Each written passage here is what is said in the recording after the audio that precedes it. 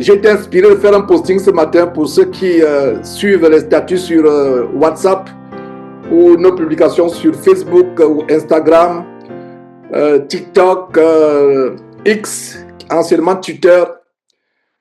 J'ai posté un message d'encouragement parce que la plupart d'entre nous recevons beaucoup de critiques de la part de nos familles, de nos amis, de nos collègues. Mais vous êtes trop radicaux. Pourquoi vous n'êtes pas comme les autres chrétiens? Mais nous aussi, nous sommes chrétiens. Pourquoi vous êtes à part? Pourquoi vous êtes particulier? Pourquoi vous êtes bizarre? Hein? Vous n'êtes pas comme les chrétiens. Pour ceux qui n'ont pas vu le posting, qu'est-ce qu'il disait? Dieu ne nous a pas appelés à être comme les autres chrétiens. Dieu nous a appelés uniquement à être comme son fils Jésus-Christ. Voilà comment vous devez leur répondre. Voilà, les gens qui disent que voilà, vous êtes bizarre, vous êtes différent, mais vous exagérez, vous pensez que vous êtes les seuls justes, vous pensez que vous êtes les seuls saints. Mon Dieu en anglais, what's wrong with you? Ça ne va pas dans votre tête. Hein? Nous sommes aussi chrétiens, toujours en train de juger, pointer du doigt, en train de critiquer les autres pasteurs, toutes les églises. Vous n'êtes pas comme les autres. Dieu ne nous a pas appelés à être comme les autres. Dieu nous a appelés à être comme le Seigneur Jésus-Christ. Ah, mes frères et sœurs, est-ce que nous sommes encore arrivés au point où nous sommes comme le Seigneur Jésus-Christ? Loin de là, pas du tout. Je n'ai pas dit est-ce que vous êtes déjà, j'ai dit est-ce que nous sommes déjà? Non, loin. Mais la bonne nouvelle, c'est que nous nous préoccupons chaque jour à nous rapprocher davantage du Seigneur Jésus-Christ. Ne suivez pas une église. D'abord, nous ne sommes pas une église. Nous sommes des chrétiens, des disciples de Christ qui se rassemblent. Nous n'avons pas de nom. Ne suivez pas une assemblée. J'espère que vous n'êtes pas connecté pour Georges. J'espère que si Georges n'est pas là ou quand il ne sera pas là, vous allez cesser de vous connecter parce qu'il n'est plus là. Ce sera la preuve que vous vous connectiez parce que c'est Georges qui était là. Non, ce n'est pas un homme que vous suivez. Ce n'est pas une dénomination que vous suivez. C'est pas... Ne suivez pas les hommes. Suivez le Seigneur Jésus-Christ. Ne suivez pas les hommes. Suivez le Seigneur Jésus-Christ. Je suis en train de faire un avant-propos. Pour ceux d'entre nous qui lisions les livres par le passé, il y avait avant-propos. Donc, avant de commencer dans le livre, il y a d'abord un message qui vous prépare à vous plonger dans le livre. Donc, mes frères, je vous en supplie, je nous en supplie, ne suivons pas les hommes. Ne cherchez pas à être comme les autres. Mais toutes les femmes mettent le pantalon, non? Mais pourquoi toi tu ne mets pas le pantalon? Mais toutes les femmes prient sans se voir la tête. Mais tu n'es pas comme toutes les femmes. Tu es une femme qui veut suivre Jésus-Christ point par point et suivre son évangile. Voilà ce que tu es.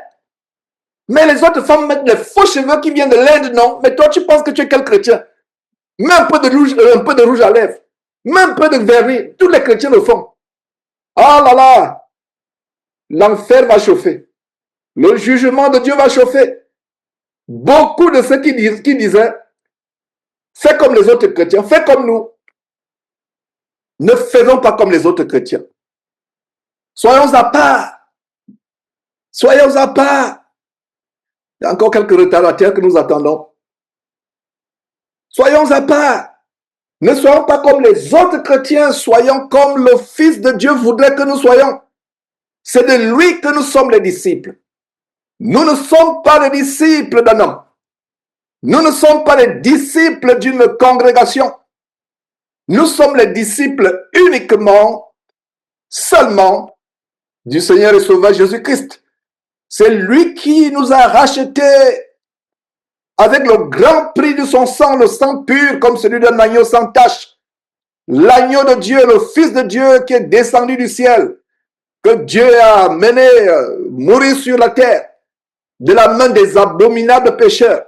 Son précieux sang a coulé goutte par goutte afin que nous soyons sauvés de la colère à venir, de la flamme incandescente, effervescente, qui ne s'éteint point. Cette flamme a soif. Cette flamme ne peut pas attendre. Les flammes de l'enfer ont soif. Les flammes de l'enfer ont faim. Elles ont attendu depuis des années. Donc, quand elles seront lâchées, quand l'enfer sera ouvert, ces flammes qui, depuis les millénaires, depuis Adam et Ève, attendent de dévorer le diable, les démons et les impies. Oh là là, ces flammes sont impatientes. Donc le Seigneur Jésus-Christ est venu nous sauver de ces flammes. Alors, l'avant-propos de cet enseignement d'aujourd'hui, Jérémie chapitre 39, c'est que ne soyez pas comme tous les autres chrétiens. Soyez une génération à part. Soyez une génération à part. Vivant dans ce monde de pervers et corrompus, comme la lumière. Ne nous conformons pas selon le siècle présent, mais soyez transformés par le renouvellement de l'intelligence, afin qu'on puisse discerner quelle est la volonté de Dieu, ce qui est agréable, bon et parfait. Voilà ce que Dieu attend de nous. Donc, les gens qui vous demandent à être comme eux, nous sommes aussi des chrétiens. Nous pouvons aller de temps en temps dans les bois de nuit. Où est le problème? Nous pouvons aller suivre les matchs de football. Dernièrement en Afrique, c'était l'euphorie générale. Je ne savais même pas que la Coupe d'Afrique des Nations se passait. C'est la preuve que Dieu m'a... Oh là là! Qui eût cru que votre frère Georges pouvait ne même pas savoir qu'il y a une Coupe d'Afrique des Nations de football qui est en train de se passer? Mais c'est terrible! Waouh! Vous allez suivre. Et comment j'ai su qu'il y avait la Coupe d'Afrique des Nations? Sur les feeds de Facebook, quand je publiais, je recevais les informations d'un homme qui était statue. Et je voyais qu'il avait les couleurs du Congo. Et quand j'ai vu cet homme statue, pendant des heures et des heures et des heures, j'ai dit, mais qui est cet homme? Ah, je me disais, mais cet homme, les gens en parlaient, et je pense que même une télévision américaine en parlait. Et quand j'ai vu cet homme 90 minutes debout sans bouger, j'ai vu la sorcellerie. J'ai vu posséder dans des... Non, ça dit, quand vous avez le discernement, waouh, Dieu vous donne le discernement. Et quand il se met là, il est debout, il n'est plus là. En fait, c'est la magie de la zombification du vaudou. C'est la magie du vaudou qui se passait. Et je me suis rendu donc la Coupe d'Afrique des Nations est en train de se passer. Vous voyez, les gens sont... il y a une grande cérémonie ici aux États-Unis en 2026 cette année, la Coupe du Monde. Oh là là! Les gens ont déjà... Les billets sont déjà achetés, semble-t-il. Les États-Unis vont recevoir des milliards de dollars à cause de cette stupidité. Vous allez dans un stade, vous êtes en train d'applaudir les gens qui se disputent de l'air, du vent, contre dans un morceau de cuir. Oh là là, l'homme est stupide. Et c'est nous qui... Ils disent que c'est nous qui sommes fous. Qui est fou? Celui qui veut suivre le Seigneur Jésus-Christ ou celui qui va dans un stade, s'assoit dans un stade, paye les tickets, a pris l'argent, a pris fort, pour aller acclamer, supporter, applaudir une équipe qui se dispute avec l'autre équipe du vent, de l'air. Vanité de vanité, tout n'est que vanité poussée du vent. Le football, si Salomon pouvait savoir que son verset inspiré par Dieu s'appliquait d'abord même au football. Poussée du vent, littéralement. Vanité de vanité poussée du vent. Vous poussez le vent. Après, les gens crient, il a marqué le vent. Un morceau de vent qui est ancré entre les buts. Les gens acclament. Alors, les gens vont vous dire, nous aussi, nous allons dans les stades de football. Vous êtes quel genre de chrétien? Nous aussi, nous suivons la musique mondaine. Nous suivons la musique mondaine. Nous sommes aussi chrétiens. Mais vous exagérez. Soyez comme les autres chrétiens. Mon frère, ma sœur, ne sois pas comme les autres chrétiens. Sois uniquement comme le Seigneur Jésus-Christ. C'est ce à quoi nous sommes appelés. Nous sommes appelés à être comme le Seigneur Jésus-Christ, et non comme les autres chrétiens. Ce n'est pas lapsus. J'ai bien dit les autres chrétiens. Parce qu'il y a chrétiens et chrétiens. Ne soyez pas des chrétiens. J'étais un chrétien par le passé, pensant être un chrétien. Donc nous devons uniquement, seulement suivre le Seigneur Jésus-Christ. Est-ce que vous entendez? Est-ce que vous comprenez cela? Est-ce que vous avez les oreilles pour entendre? Vous qui êtes sur Facebook. Nous aussi, nous avons des chorales. Pourquoi vous n'avez pas de chorale? Montrez-moi dans la Bible où les apôtres avaient les chorales. Mais vous n'avez pas de bâtiment. Nous avons des bâtiments. Montrez-moi dans quel verset de la Bible les disciples de Jésus-Christ avaient des bâtiments. Chez nous, on prend la dîme. Regardez, chez nous, chez vous, ça se passe comment? Si quelqu'un vous dit chez vous, dire que nous efforçons à appliquer la parole de Dieu. Il n'y a pas de chez nous. Chez nous, on fait ceci. Chez nous, on a les courants. Chez nous, on a les hôtels. Chez nous, on fait ceci. Chez nous, on fait cela. Chez nous, les adolescents peuvent avoir des copines et des copains avant de se marier. Ils peuvent flirter. Il n'y a pas de problème. Les jeunes peuvent se souiller leur corps avec la masturbation. Il n'y a pas de problème. C'est hygiénique. C'est même recommandé. Ne soyez pas choqués. Un pasteur du ministère là-bas m'avait recommandé cela. J'étais choqué. À l'époque, ça se passait au Gabon. Je le regarde comme ça, je n'en revenais pas. Et depuis ce jour-là, le respect que j'avais de ce monsieur est parti de ma tête. Il me dit non, Georges, écoute, etc. C'est pas aussi mauvais. C'est-à-dire que j'étais tourmenté dans le péché. Même étant tourmenté, le respect contre ce monsieur est parti de ma tête définitivement.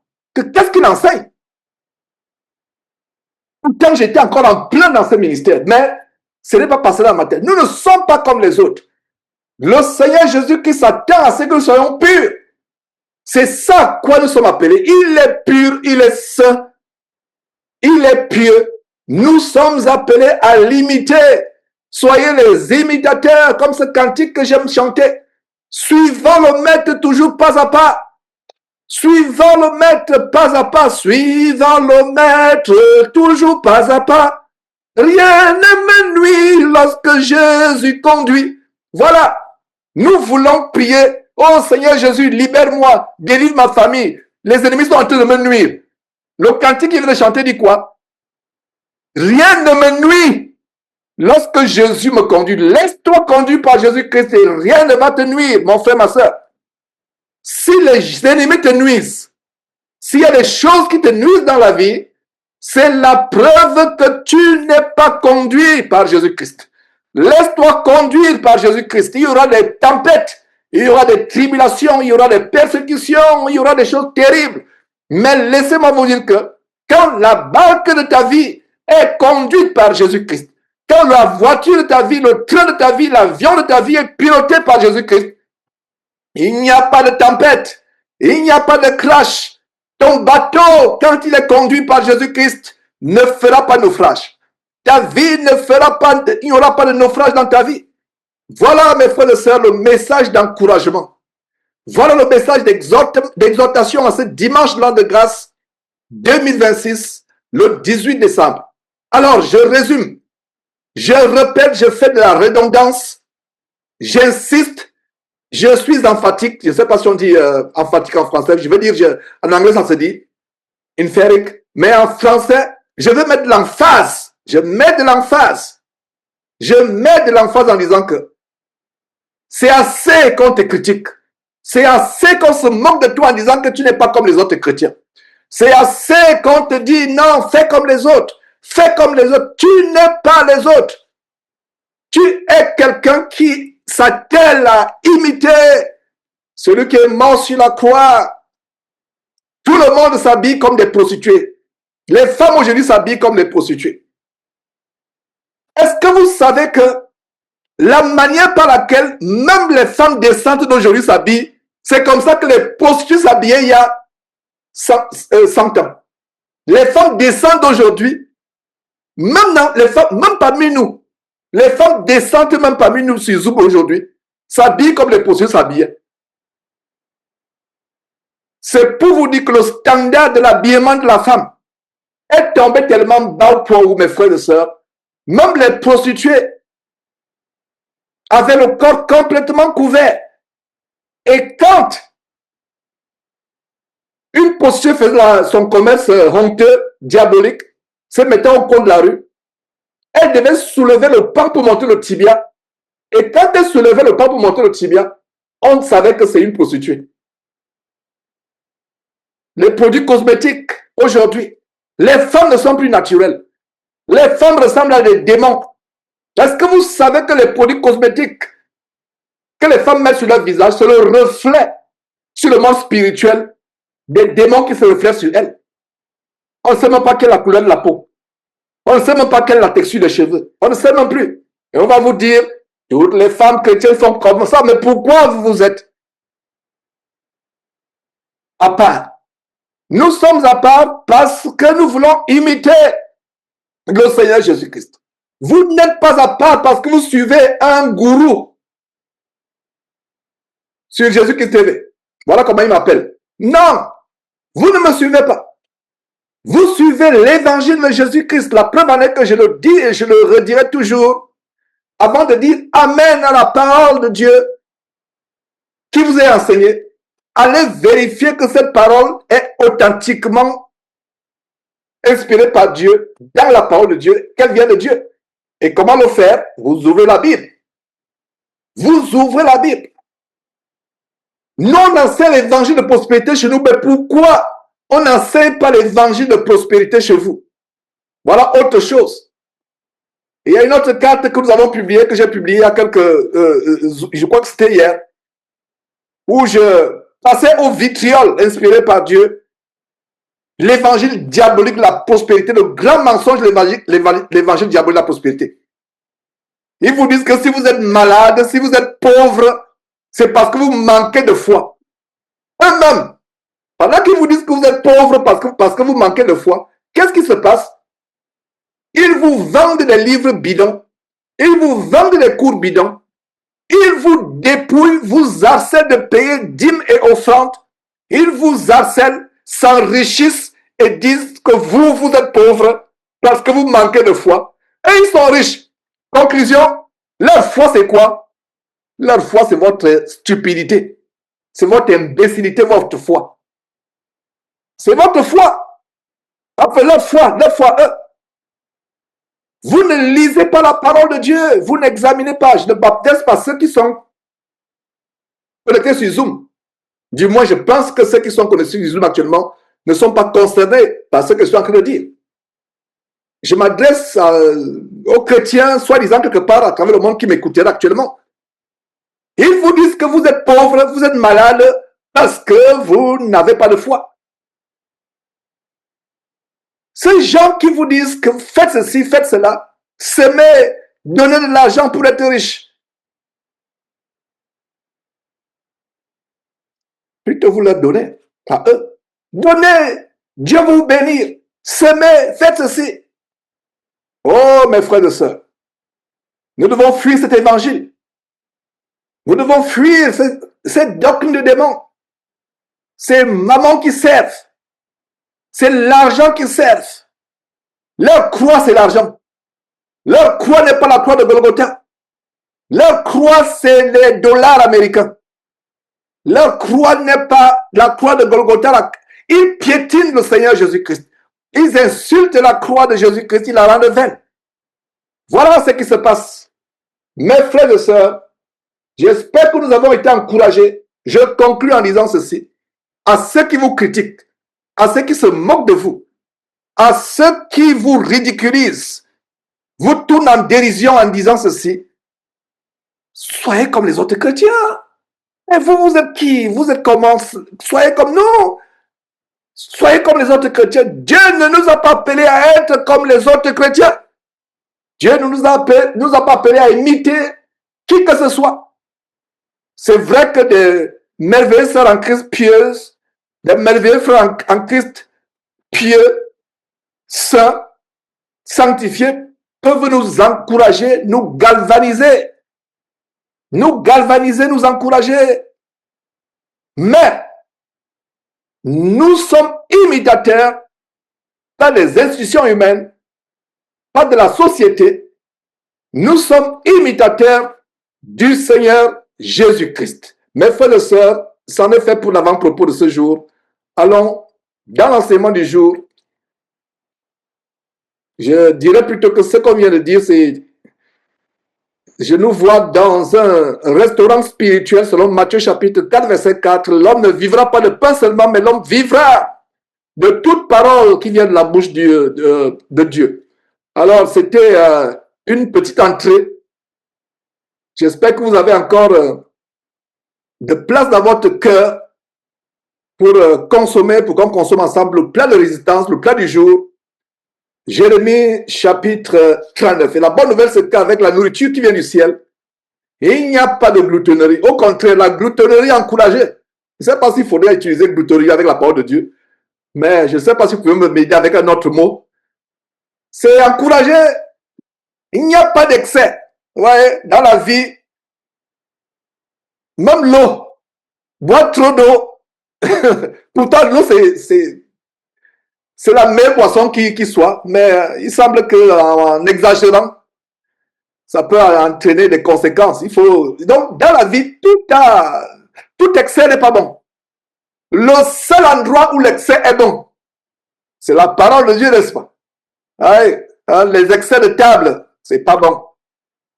Boire du vin pour s'enivrer, c'est pas bon. Même sur le plan humain, la Bible dit que celui qui augmente son savoir, sa connaissance, augmente sa peine. Fait des recherches dans ce pays. J'ai vu comment les gens ont tellement de diplômes en ceci. Il a un diplôme de médecine, il a un diplôme d'ingénierie, il a un diplôme d'avocat, il a un diplôme de... Mais quand est-ce qu'il avait le temps de s'occuper de sa propre vie lui-même? Vous voyez? Donc il y a un excès dans tous les autres domaines de la terre. Le seul endroit où il n'y a pas d'excès, c'est la parole de Dieu. La parole de Dieu. La parole de Dieu et rien que quoi? La parole de Dieu. Il n'y aura même jamais d'excès. Il n'y a aucun homme sur terre qui a mangé la parole de Dieu à l'excès. Si vous connaissez le nom, donnez-moi le nom. Et ne me dites pas que c'est Jésus-Christ, parce que Jésus-Christ n'avait pas besoin de manger la parole. Il est la parole de Dieu. Donc, si vous avez pensé Jésus-Christ, un rang incorrect. Apocalypse chapitre 19, verset 13, la parole de Dieu. Je ne sais pas si un homme a dévoré la parole de Dieu à l'excès. Parce qu'on ne dévorera jamais la parole de Dieu à l'excès. Faites un effort. Faites un effort de la savourer, de la lire. De la lire. Voilà. C'est dommage qu'il y a des personnes qui passent une journée sans lire la Bible. Qui passent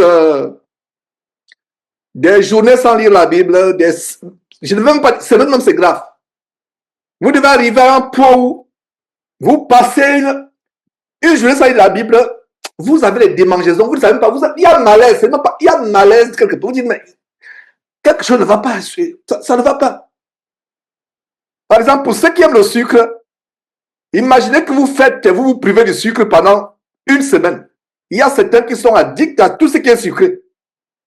Vous dites que je vais faire une cure corporelle, je vais me priver de tout ce qui est sucré pendant une semaine. Je vous assure qu'après 2 jours, le corps supporte, mais après 3 jours, le sucre vous manque. Tellement votre corps était déjà avec l'accoutumance au sucre. Au sucre. Ça va vous manquer. Qu'en est-il des drogues? Qu'en est-il du vin? Il y a des personnes qui ont dit faire une cure de désintoxication. C'est difficile. Qu'en est-il de la parole de Dieu? Arrivons au point où quand nous lisons par la parole, nous nous sentons mal à l'aise. Alors mes frères, après cette entrée, spirituellement parlant, allons dans Jérémie chapitre 39. Waouh, on a fait du chemin dans Jérémie. Par la grâce de Dieu, la semaine prochaine, on va atteindre le 40e chapitre. Waouh, ça c'est merveilleux. Ça a été une longue aventure, mes frères, semaine après semaine. Alors, Jérémie chapitre 39.